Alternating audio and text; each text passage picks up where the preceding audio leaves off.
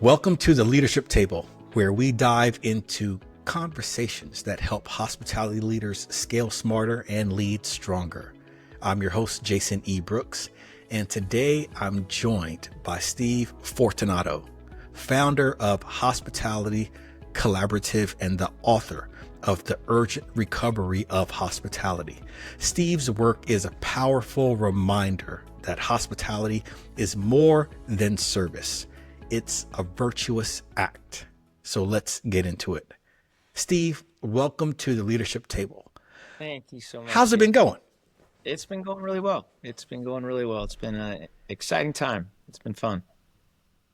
Good stuff. Good stuff. You are in the Southern California area where it's always sunny, never rainy. Is that actually true, or is that just some cool 90s R&B song of "It Never Rains in Southern California"? I love that song. I love that song. You just dated yourself. I just felt completely in good company. It's sunny most of the time, man. It's sunny Really? most of the time. Yeah, currently I'm actually in Montana and it is beautiful and there's trees everywhere. And it's a little more temperate. Southern California can get to the 90s and, March. So it's nice to be on a trip. Wow. Well, you are a journeyman. You not only travel in life, but you've also traveled within your career. Your journey begun bussing tables at 15 to building out Hospitality Collaborative. That is incredible. What foundational experiences shaped your leadership approach early on? Hmm.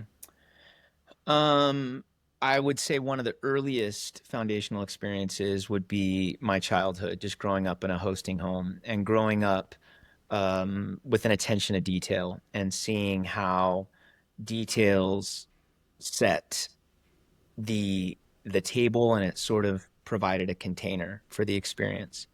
Simultaneously, I would say I couldn't name this, but a second foundational experience would be the dissatisfaction with what was happening at the table, feeling like we have gone to these lengths and I feel like this should feel more comfortable.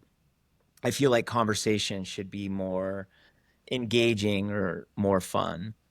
That would be a second experience. I think the third experience was just cannonballing into the restaurant world and into the hospitality world. As you said, as a very young person, I was, 14 and 15 when I first started working in restaurants. And I was by far the youngest guy on the totem pole. I was working with post-college students. And there was a recognition from the management that for a teenager, this kid has intuitive instincts around a table. And I think that was a foundational experience, recognizing a comfortability and a familiarity with guests sitting at a table, with serving, with clearing, with talking about food, with reading intuitively what was happening at a table. So those were some early experiences. Now, you said hosting home. What do you mean by that? What I mean by that is that my parents were often inviting people over to stay in our home or to come over for a meal, and my mom would prepare a meal. And what that looked like was sort of elaborate meals with recipes. At the time, she read Gourmet Magazine, and so she would read this elaborate recipe, and she'd be cooking for a while. And I grew up with seasonal dishes, so we had a set of dishes for each season, and then we had the china cabinet that we'd bring the fine china out of, which was, don't get me wrong, that was my home. I also grew up a surfer, romping around in the redwoods, so there was definitely some paradox to my early years. It's great that you are on the right podcast with the Leadership Table, and your table did revolve a lot of people from a lot of different walks of life. Not only that, but then once you got into the business, you were also understanding a very different view of what that table is. How do Was you meant think to that be. that Yeah. yeah, how do you think that that shaped you getting into building brands and reflecting your values? Hmm. I would describe it as convergence. I think often early on, we recognize something that we don't want to emulate, or we recognize something that we want to do differently. The challenge is that I don't think we actually build anything in the spirit of reaction or in the spirit of anti. If I say, Jason, how do I get to Tennessee? And you said, well, you definitely don't go to Oregon. You really don't want to go to Oregon. I get it. But how do I get to Tennessee? How do I Mhm. accomplish where I want to go? And so once reaction and sort of anti gets out of you, then you have to set your North Star. So that was certainly a component, was getting really clear on what I didn't want to do. But I think simultaneously feeling like in my early years there was attention to detail, but we missed the forest for the trees, and the intention had come a distant second to the attention to detail. And then coming into more of the mainstream hospitality world in Los Angeles and seeing a version of the same thing, entering the hospitality world and feeling like once again something has entered the world of hospitality, the experience of our gatherings that is not the highest goal of why we're gathering, which is attention around this restaurant, attention around this chef, attention around the design. All of those things are meant to serve what I believe is a higher purpose, which is what is happening amongst us relationally and collectively and energetically as we sit and eat together and experience beauty and then try to reflect that beauty. So that was sort of the second thing that shaped my approach. And then I think the third thing was being really inspired as an entrepreneur by brands that were disrupting questions that they were asking. Why do we have to do it that way? What if we did it this way? And studying the lives and the business trajectories and the work cultures of some of those companies really inspired me. So I think all of those things sort of converged to begin to shape how I approached what I was building. Now, even as you say that, when I, of course, did my research on Room 40 and Pharmacie Bar and Kitchen, it is a very different type of gathering space, a different type of catering approach, even down to the skills put into the seating and the tables. How did you just explained that truly, but that approach in building brands isn't common. Do you think that it really fills the void of what you saw from your past or what you saw that customers guessed, not just customers, guessed needed in order to see that intentionality in where they were eating, why they were eating there, and then the conversations that they're having at that table? Yeah, I want to be careful to not represent this um over clear picture of the future. Uh-huh. Intention and path are sometimes two different things. You can set your intention, but then the Mm. reality of the path sets in. You know, you can set your intention to be a great fighter, and as Mike Tyson said, everybody's got a plan till they get hit in the mouth. Until Um, they get hit in the mouth. yeah, so I think that there was some intention set, and like all entrepreneurs, you kind of fail forward and you hit some brick walls and you experience the emotion of that and the whatever emotion you're having, the incredulity, the sense of failure, the confusion, thinking I thought I saw where we were headed. But invariably, if you let those brick walls actually begin to shape your path, you kind of stumble in to what your path is meant to be, and there's sort of an aha. And that's really what happened for me, is that I had this intention of what I wanted to accomplish.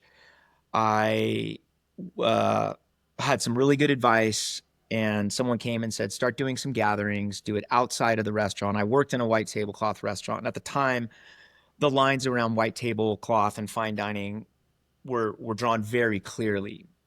Mhm. Pop-ups were not yet a movement yet. And so I started doing these gatherings that sort of juxtaposed fine dining and unorthodox spaces and museums and galleries and private estates, talking about this restaurant that I was going to open called Roomforty.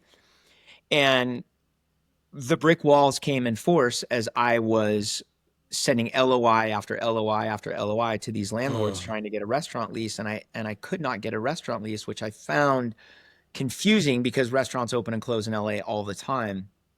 And people were coming to these dinners that I was doing saying, man, I wish we had this as a catering event. Man, I wish you could have catered my Mm. wife's wedding. I wish you could have catered my 40th. But, you're not doing that. You're opening a fancy restaurant.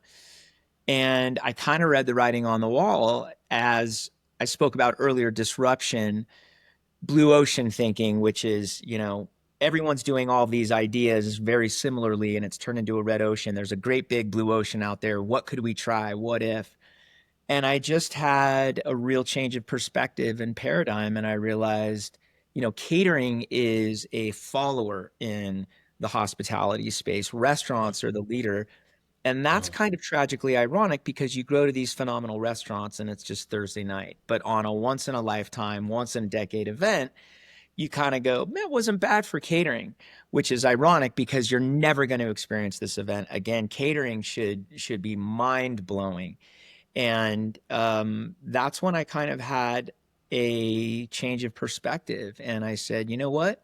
What if there was an experience of catering that really closed that gap between the great restaurant experience and the catered format, which is really hard for lots of reasons. Obviously, the logistical reasons, the lack of a commercial kitchen, on some of the event spaces that you go to. One of the greatest problems working with an itinerant staff. It's a gig-based worker economy. So you have this Grand Canyon of investment between the client and the front line. The client has never been this invested in the event. If you're spending $1,000 or $300 at a great restaurant experience, you're spending $30,000 at, a catered event. So you've never been so invested as a client. And as a frontline worker, server, bartender, you might work for 10 different catering companies. And this is just one more event on your gig roster.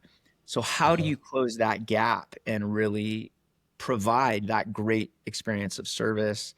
How do you execute 6 courses in a vineyard up on a mountain?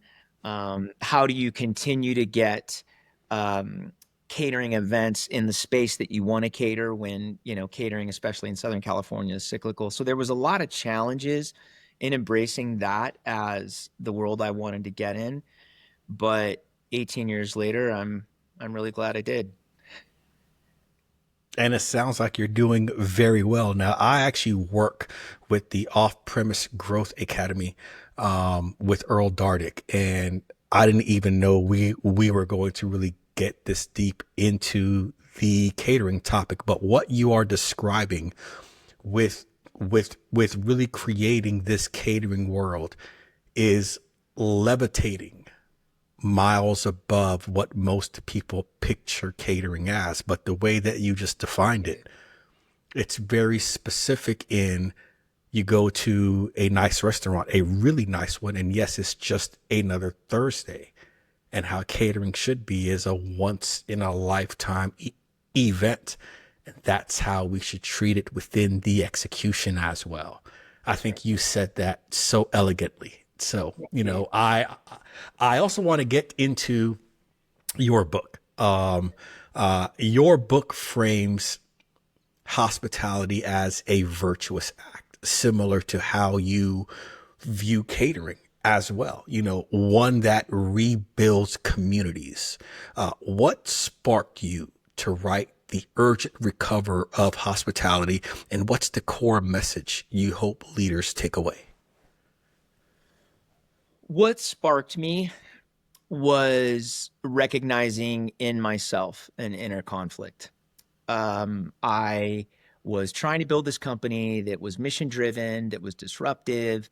And And companies that are disruptive for a good cause, they often get noticed, and it creates this sense of inertia where they've set what it is that they want to do, they start doing it, they get noticed, they're able to accomplish more good, they're able to increase their impact. And it felt like that kind of recognition was eluding me, and I was really frustrated by that. I had been building my company and I had been working hard to create a great culture and a great product, and it felt like the recognition and the value that I was looking for as an entrepreneur, as a founder, as a service provider, as a, we call ourselves moment architects, as a moment architect, it felt like that was eluding me. And I was frustrated.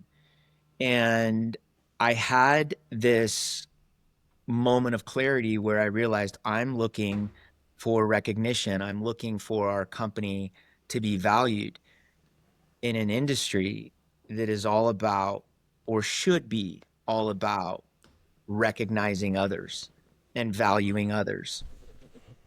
And I realized that as I identified that dilemma inside of me, I began to see that dilemma outside of me. And I began to file a lot of my experiences in hospitality in two vastly different categories. Some of them just felt so welcoming, and they brought something out in me by way of gratitude and generosity that I just wanted to return to the provider. And it just created this virtuous cycle, this sense of generativity where we had a great conversation or a memory was made.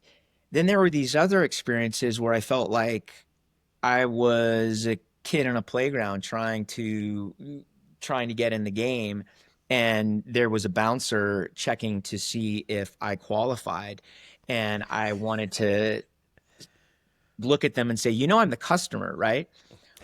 And I identified what is the through line in these two vastly different experiences within the same industry. One of these experiences is looking to get value, is looking to be recognized for the value they bring, for their craftsmanship, and one of them is looking to value others and recognize others. And I saw that conflict that I had identified in myself, looking to be valued, proving my value, looking for validation, for recognition, in a moment that should be about recognizing others, valuing others. I recognized that dilemma and that paradox within my industry. And then I looked beyond my industry and I recognized it and identified it everywhere in just our interactions as humans. What happens when whether it is an interaction with a fellow parent on the PTA community, or a spouse, or an employee, or someone that is checking you in on an airplane, whatever level of interaction we're having with people, when both parties are looking to be valued, when both parties are looking to be recognized, it breaks the sauce. But when someone goes, I'm going to go first, it's very similar to breathing, Jason. If I want to get that next breath that is critical for my existence, I have to give the breath that I have away. And when I give that breath away, I make space to take that other breath. And that is how life happens. That is how generativity happens. That is the ecology of value, of existence. And so I know that sounds wildly esoteric. But as I played this thing, as I sort of reverse engineered, recognizing this dilemma in me, going, I'm trying to be valued, and in these moments, I should actually be valuing others. I'm trying to be recognized, and in these moments, I should be recognizing others. I'm trying to be celebrated for my craft, and instead, I should be leveraging my craft to celebrate others. I recognized this dilemma, and the circles that I saw this dilemma existing in just got wider and wider and wider. And that is what really sparked this desire to write this book, not from a place of, I have realized this, I have mastered this, and now let me bring the pearls that I've mined to everybody else, more like, oh my God, this tension so exists inside of me. And I'm discovering ways that I can reset my North Star. And it's creating something different energetically with me and my people, with me and my relationships, with me and my clients. So it was really from this place of enthusiasm and excitement that I wanted to say, here's some things I'm discovering that are helping me. I'd love to share it.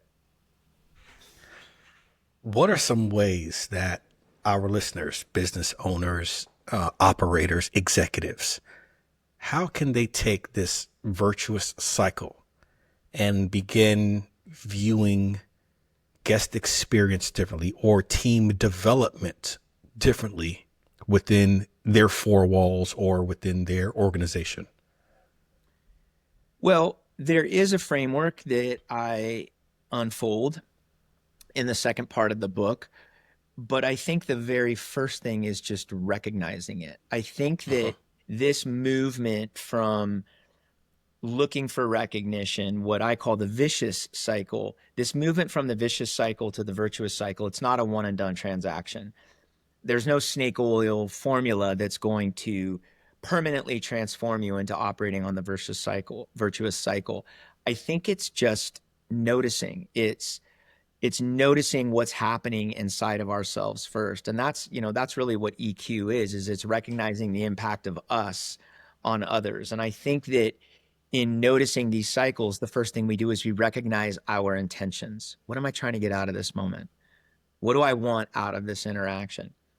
And I think then once we've noticed that, we talk about four things that leaders can do to begin to create more of these virtuous cycles. And it's a four-part framework. It starts with speaking the good, honoring those you serve, earning the respect of others as opposed to expecting it, and then celebrating and improving. Sometimes we have these cultures of celebration and it's just enthusiasm and everything's great. Other times we have these environments that are just unrelenting in their push for growth. I feel wisdom is found in paradox. So speaking the good, words have power. What you focus on grows. And I think the very first thing leaders need to do is they need to speak the good in themselves. Oftentimes, Uh-huh. leaders are really, really hard on themselves. But that is an economy if you're existing in, even if you are trying to edit your language to those that you lead and those that you follow, inside there's an internal critic. And that sense of criticism is going to leak out in your leadership. And I believe that we as hosts can't make people feel at home until we're at home with ourselves. So the first thing we do is we just start to speak the good inside of us. We just start to notice the good because we are, over the long tail, we are encouraged into growth. There is certainly a short season, maybe for one accomplishment, one accolade, one vista that we're trying to climb. That driving voice might get us there short term. But if we're looking at growth as a long tail game, nobody is berated into growth. If you think of a little kid when they're learning how to walk or learning how to do something new, the parents are around jumping up and down saying, you're doing it, keep going. And as you know, as a host of leaders and as a leader yourself, leadership is very lonely. It's a very difficult journey to quantify for those around you. And so it really starts with speaking the good in yourself. Then we talk about speaking the good in your company, your colleagues, your clients. Oftentimes there's a tendency to get loose-lipped with our exasperation with clients. Sort of that reaction from the customer is always right, knowing the customer is not always right. Uh-huh. But we can get exasperated with these clients. And I think that when we begin to speak the good toward our clients' intentions, our colleagues' intentions, our company's intentions, and we don't fall for that us against the man thing, but we actually go, what's the good that I can speak? That starts the cycle beginning to turn. And I won't go through the whole framework, but there's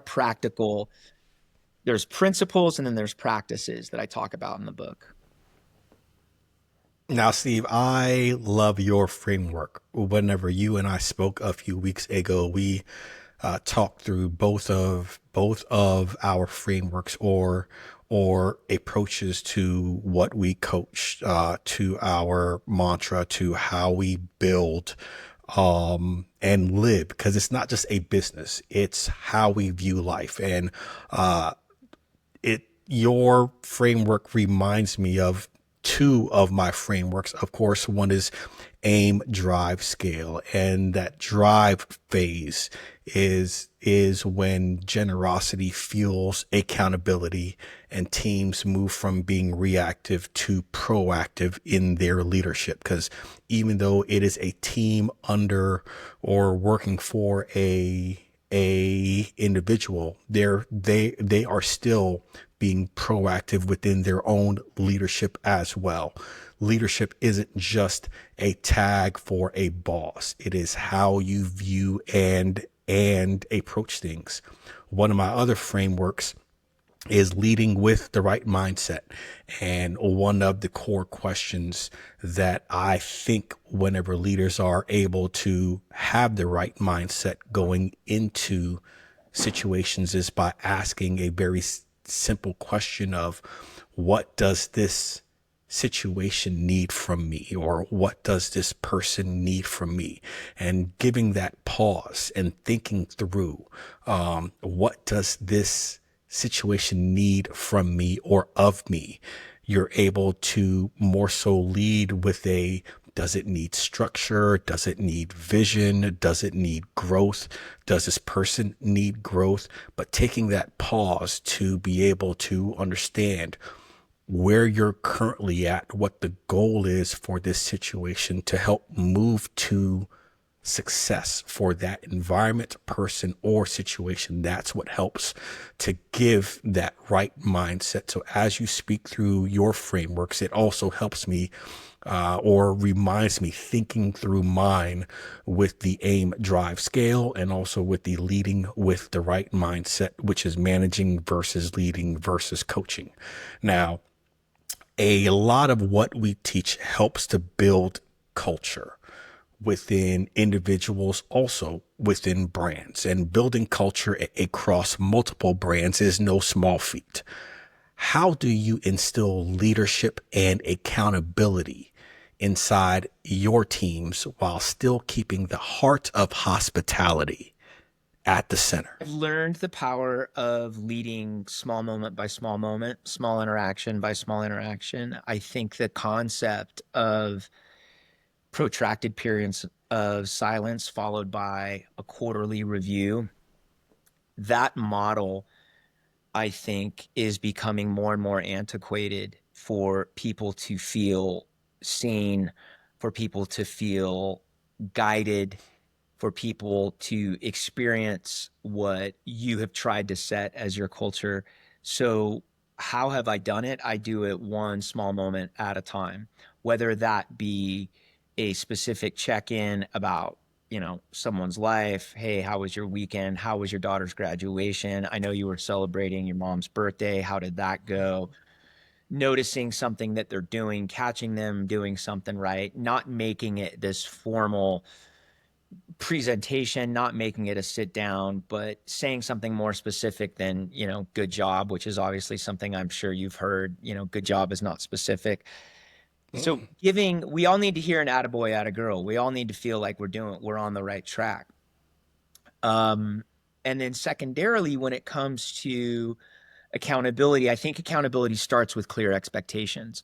One of the things that leaders often presume is that they're being heard. And so one of my small practices is, after I communicate, I say, what is it that you heard? And after someone else communicates to me, I say, this is what I hear you saying. Did I get that right? And giving people the opportunity to clarify, because I think that feeling seen and feeling heard are two prerequisites to people feeling engaged, people feeling part of your culture, people wanting to follow your leadership, people feeling safe and trusted. So we could assume based on someone's body language or based on their eye contact that they are feeling seen and they are feeling heard. But I think it requires a check-in. Did I hear what it was that you were needing me to hear? How are you feeling after this interaction? Did you get what you needed? Or if I'm the one communicating, what is it that you hear me saying? And oftentimes they'll repeat something back, which was not at all what you were saying. And it gives you the opportunity to clarify and say, Mhm. no, no, I'm not saying that. Here's what I really want you to hear, and take a second pass at it. So those are small little practices. They're not grand philosophies. They're not, you know, esoteric treasures. They're just little ways that day in and day out we begin to ask questions, clarify, set expectations, mirror what we heard, ask other people to mirror what they heard, check in with them on a personal note. Those are the types of things that we do that help imbue culture and hold people accountable. You just really laid out the ultimate golden nugget right there that I believe every single leader listening and watching right now can take today and apply today. That clarification, that verification of how you're being heard, if you're being heard, and also what you're hearing as well. That can close the window on so much confusion within not just our business life, but our personal life as well. Mm, Now, I absolutely. know I have had you hostage for almost 30 minutes now, so we are going to close with some signature questions that I ask everyone that comes to the leadership table. If you had a seat at a leadership roundtable with three others, living or historical, who would you choose and why? Oh man, Jason. That's a tough question for lifelong learners. I see your bookshelf. You can imagine mine's packed with the lives of leaders that have so inspired me. Um, I am really inspired by Yvonne Chouinard. I think that what Patagonia has done in building great product, in building great culture, and great impact on the planet, on a cause greater than themselves, even if you might not identify with the cause that he has picked as his own, there is an alignment that he has worked into the fabric of his company where his products are, like I said, they're very high quality. Nobody would ever second guess the quality of Patagonia, and they are an adventurer's or a nature person's product. It's not a product for people that aspire to nature, but don't want to pay for the higher quality. And his culture is filled with people that are passionate about what he's passionate about, and his impact and what he does with his profits goes beyond his own interests. I find that very inspiring. I find the leadership of Pete Carroll very inspiring. I'm a football fan. I've been a Seahawks fan. I've been struggling with what to do now that he's the coach of the Raiders. But whether or not you are a football fan, one of the things that Pete Carroll doubled down on was that you could draw out excellence, the highest level of excellence from your team while being an encourager and an affirmer of them. And that is in no way to say there's an absence of accountability. People get cut from the team left and right. People get benched. People get disciplined. But he doubled down on the way to actually draw sustained long term excellence while simultaneously building a great culture. I'm going to do that through affirming people by noticing the good and also taking a holistic view of leadership. Pete Carroll was the first NFL coach to invite Brene Brown into the locker room. And most people would not think of, you know, someone like Brene Brown. Now they would. But at the time, Brene Brown coming into an NFL team room was a jarring juxtaposition, and I just really admire his leadership. I think Joe of Trader Joe's, in looking at how he was incredibly savvy, how, again, he was a disruptor. He didn't look at the way that the grocery experience happened and go, how can we do it the same, but just a little bit different? He literally had a fraction of the number of SKUs that most grocery stores had, which was just, it defied logic. Well, if it's a grocery store, you need to have 12 different types of X. And, to this day, Trader Joe's, if you go to a certain grocery store and you say, do you have tahini paste? They'll say, I don't know. And if you go to other grocery stores and you say, do you have tahini paste? They'll say, check out 5. If you go to Trader Joe's and you say, do you have tahini paste? They'll say, come with me. And the way that that vision has for decades worked itself out into his front line, where here you have an experience of baggers, checkers, stalkers, and they feel happy to be at their job, even amid what is happening in our current society with how people feel about work and how people show up for work. You walk into Trader Joe's and it's a different experience. How did he do that? That inspires me, and I would love to just sit down with those 3 leaders and ask a couple questions and then shut up. Well, I am absolutely jealous of your roundtable leadership board members. Those 3 are amazing. So now for the final question. Can you share a single conversation? I know you've had lots of conversations throughout your journey and you're still having them to this day. But can you share a single conversation, maybe unexpected, that shifted how you lead, hire, or serve today? I'm actually sitting in the place where I wrote a lot of the book. I'm up in Montana, and I brought a friend, a very dear friend with me, and I describe this in the book. I brought a very dear friend with me who is also a writer and a thinker. And basically, we were on a writing retreat, and our wives had given us their blessing to take off. And he was on one floor of the house, and I was on another floor of the house, and we wrote for 13 or 14 hours a day. And I sort of was wrapping up my philosophy that I had espoused in the book. And he looked at me and he said, society has been in a hunting and gathering mindset since we have existed. We have been in a value extraction mindset. And the leaders of the future will be thinking about value creation. And they will shift from a value extraction mindset to a value creation mindset. And this is one of my best friends, Brock. And he was essentially saying what he had just heard me describe in great detail, but it so encapsulated everything that I think we need to be focused on in our leadership, everything that we need to be focused on what it is that we're creating, the ideas we're trying to mobilize, the thoughts that we are trying to espouse, the learnings, the discoveries, the reconciliations that we're trying to unfold, the conflicts that we are trying to de-escalate, and the problems we're trying to solve. If we think about value creation instead of value extraction, what can I get out of this? What can I take out of this?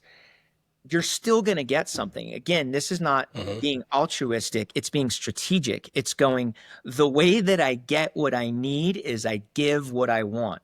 And if I give value, I'm going to get it back. But someone's got to go first.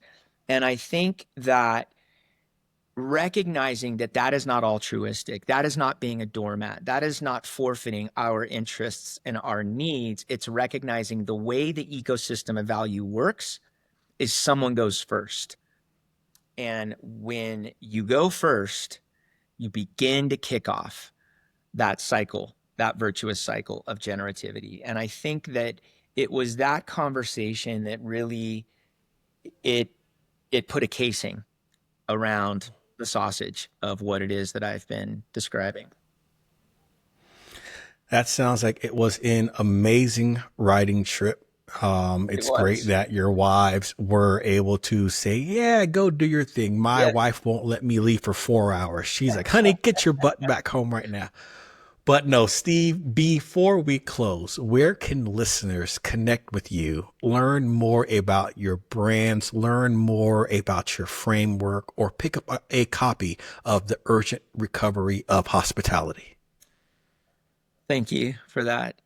You can get the book anywhere books are sold, Amazon or wherever you buy your books. I think the easiest way for people to look at my content would just be stevefortunato.com. You can contact me via that website. That website will take you to, the different brands, to roomforty, which is our catering company, et cetera. But probably the easiest way is to just go to stevefortunato.com. Excellent. And we will definitely put that in the show notes. Steve, thank you for pulling up a seat at the leadership table. Your heart for restoring true hospitality and leading through generosity. It's something we all need to be reminded of every single day. To our listeners, thanks for also pulling up a seat with us today.